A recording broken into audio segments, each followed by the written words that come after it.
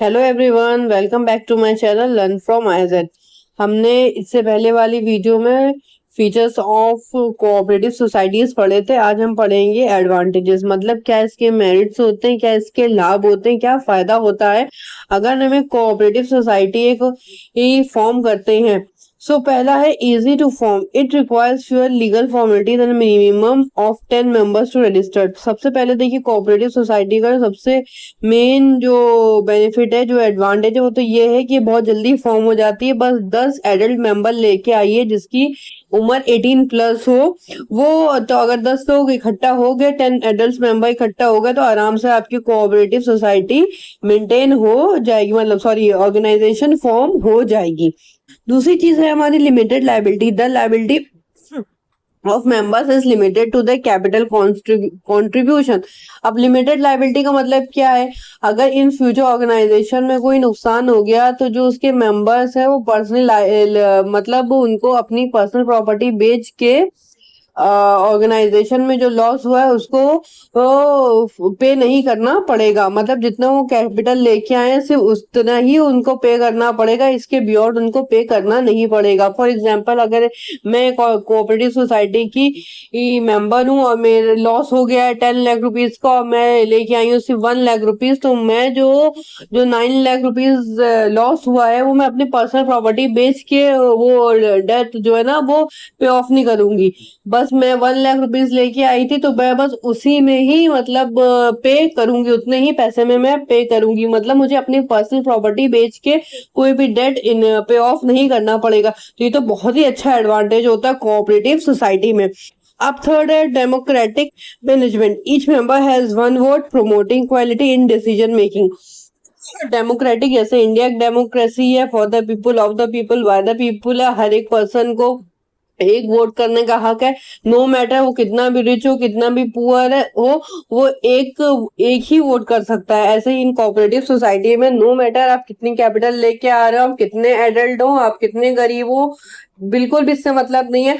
आपको सिर्फ और सिर्फ एक वोट का हक है, अपनी राय देने का पूरा हक है। फॉर एग्जाम्पल, अगर मैं 1 लाख रुपए लेके आई हूँ, मेरे सामने वाला जो पार्टनर है ऑर्गेनाइजेशन में, वो मेंबर है, वो 10 लाख रुपए लेके आया, तो ऐसा नहीं उसको 10 वोट देने के लिए मिलेंगे, मुझे 1 वोट मिलेगा, ऐसा नहीं है। अगर वो 10 लाख रुपीज लेके आया, मैं 1 लाख रुपये लेके आई हूँ, तो दोनों का इक्वल है, वो भी 1 वोट दे सकता है, वो देगा, मैं भी 1 वोट दूंगी। और सबसे बड़ी बात तो ये, उसकी भी डिसीजन सुना जाएगा, मेरी भी राय सुनी जाएगी। दूसरी चीज जो, और नेक्स्ट हमारा voluntary membership. Anyone can join और leave freely without affecting the society. Voluntary मतलब फ्री विल। अब मेंबर कोऑपरेटिव सोसाइटी में जब जो मन चाहे आ सकता है, जब जो मन चाहे जा सकता है। इससे सोसाइटी में कोई फर्क नहीं पड़ता। पार्टनरशिप में क्या होता है, अगर एक पार्टनर मर जाता है तो बहुत लंबा प्रोसेस होता है, उसके कैपिटल डिस्ट्रीब्यूशन करना पड़ जाता है, और उसके और भी बहुत सी चीजें होती है, वो तो खैर पार्टनरशिप का टॉपिक है। बट कोऑपरेटिव में ये होता है कि कोई भी मेंबर चला गया, किसी की डेथ हो गई, तो उसकी जगह कोई और मेंबर हो जाएगा, पर कोऑपरेटिव सोसाइटी कभी भी बंद नहीं होगी।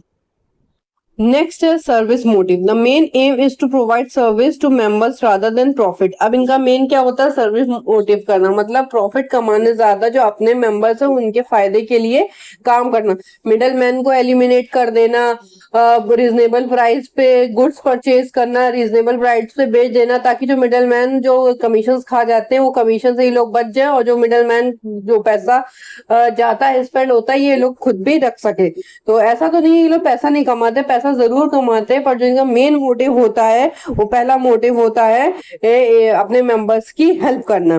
Stable existence. The society continuous regardless of change in membership. अब देखिए, स्टेबिलिटी मैंने पहले बता दिया। स्टेबिलिटी जो है, कोऑपरेटिव सोसाइटी कभी भी बंद नहीं होगी, कभी भी बंद नहीं हो सकती। एक गया मेंबर, उसकी जगह दूसरा आएगा, दो गए उसकी जगह दो और आ जाएंगे। कभी भी कोऑपरेटिव सोसाइटी बंद नहीं होगी, किसी एक के जाने से कभी भी कोऑपरेटिव सोसाइटी में फर्क नहीं पड़ेगा। नेक्स्ट है lower cost. Reduce cost due to elimination of middleman activities like buying and selling. अब लोअर कॉस्ट, जाहिर सी बात है, जब मिडलमैन से कोई सामान ही लोग नहीं खरीद रहे, तो जो मिडलमैन का जो पैसा है वो बच रहा है, तो इन लोगों को जो गुड्स मिल रहा है वो एज अ मैन्युफैक्चरिंग रेट पे ही मिल रहा है, तो ये तो बहुत बड़ा फायदा होता है कोऑपरेटिव सोसाइटी में। Last but not the least वो है government support. Government support often gets financial aid, tax exemption and other benefits from the government. अब गवर्नमेंट का सपोर्ट कैसे मिलता है? सबसे पहले तो देखिए क्या मिलता है, जो कोऑपरेटिव सोसाइटी को जो गवर्नमेंट है वो बेहिसाब हेल्प करती है।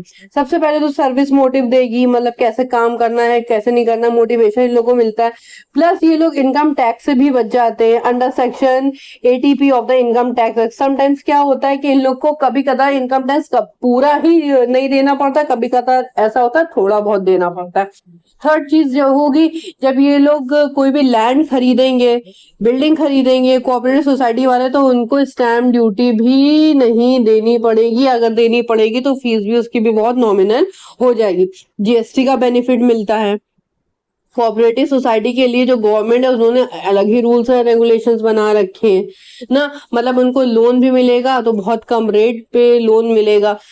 प्लस गवर्नमेंट की तरफ से कोऑपरेटिव सोसाइटी को ट्रेनिंग भी मिलती है ना, और कैसे प्रोडक्ट बेचना है खरीदना है उसकी भी ट्रेनिंग दी जाती है।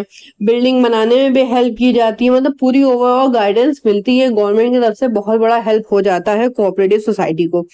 तो अगर आपको कोऑपरेटिव सोसाइटी फॉर्म करनी है तो ये सब बातें अपने ध्यान में रखिए। बहुत इजी है टॉपिक है, बच्चे बहुत इसमें कंफ्यूज हो जाते हैं कोऑपरेटिव सोसाइटी क्या है और मतलब पार्टनरशिप क्या है। तो कोऑपरेटिव सोसाइटी का इसीलिए मैं एक एक वीडियो बना रही हूँ ताकि आप लोग को अच्छे से समझ में आए। अगर वीडियो अच्छी लगे तो प्लीज लाइक शेयर सब्सक्राइब करना ना भूलिएगा। मिलते हैं हम लोग अपने नेक्स्ट वीडियो में। Till then take care, bye.